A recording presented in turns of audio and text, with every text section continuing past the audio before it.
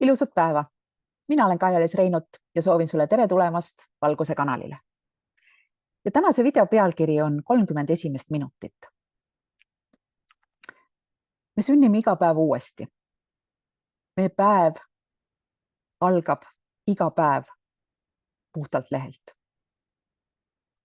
Ja esimesed 30 minutit pärast seda, kui sa oma unereaalsusest oled praegusesse niinimetatud tavareaalsusesse ärganud. Need esimesed 30 minutit määravad tegelikult sinu päeva kogu olemuse. Sest enamik inimesi kahjuks saboteerib oma hommikuid ilma, et nad seda märkaks. Ja see, kuidas sa oma päeva vaikselt alustad, kujundabki tegelikult sinu meeleolu, sinu keskendumisvõimet, sinu stressitaset, sinu energiat ja vaimset seisundit tundideks pärast ärkamist. Ja siin on 7 sellist hommikurutiini, võib-olla hommikuharjumust, mida sa võiksid endasse endale omaks võtta. Ei pea, sa võid vanamoodi jätkata täiesti vabalt, aga siis ei muutu mitte midagi ka. Vabandust. Esiteks, ära puutu kohe oma telefoni. Su aju ärkab tegelikult väga mõjutatavas olekus.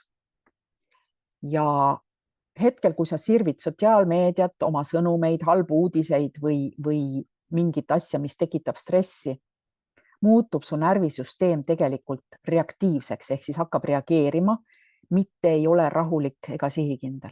Sellepärast on hästi oluline kaitse oma meelt enne, kui maailm sinna siseneb. Teiseks, kui vähegi võimalik, võta endasse esimene hommikune päikesevalgus.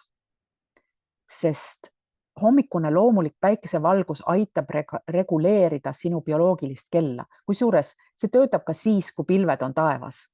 Sa lähed lihtsalt õue, vaatad sinna, kus peaks olema päike ja annad taotluse sisse, et ma laen alla kogu päikesevalguse energia informatsiooni enda väestamiseks.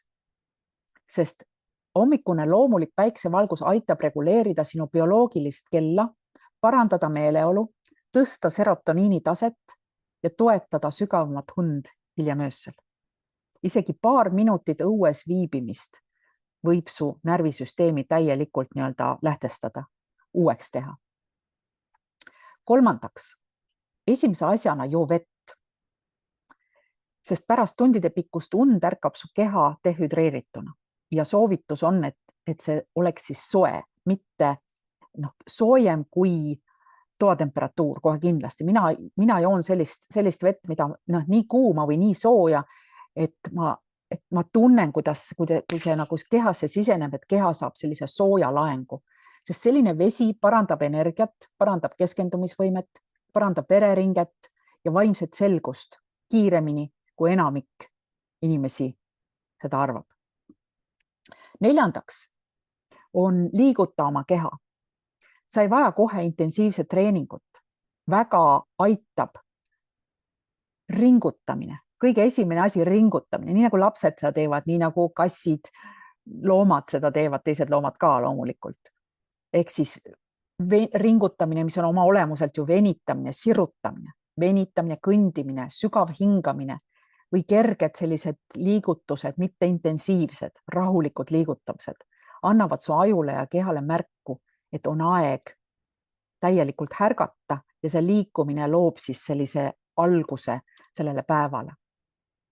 Viiendaks, määra igaks päevaks üks selge kavatsus, sest meie meel keskendub sellele, millele me korduvalt tähelepanu pöörame.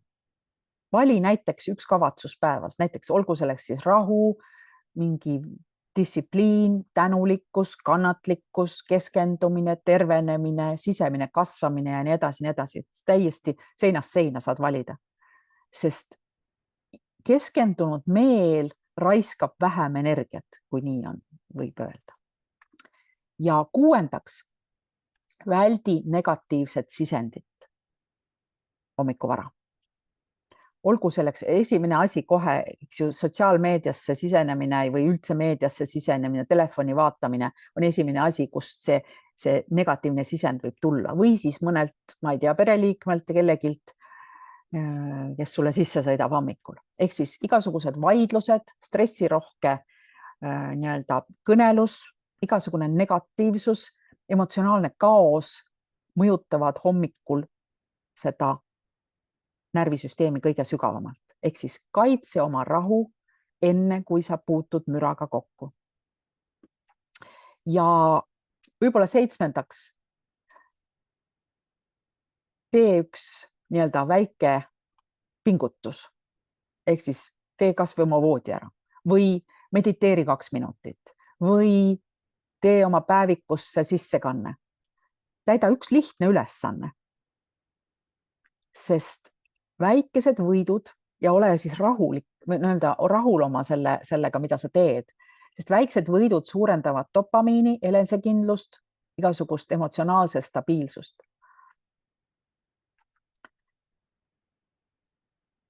Ja ehk siis rahulik hommik loob sageli rahulikuma päeva.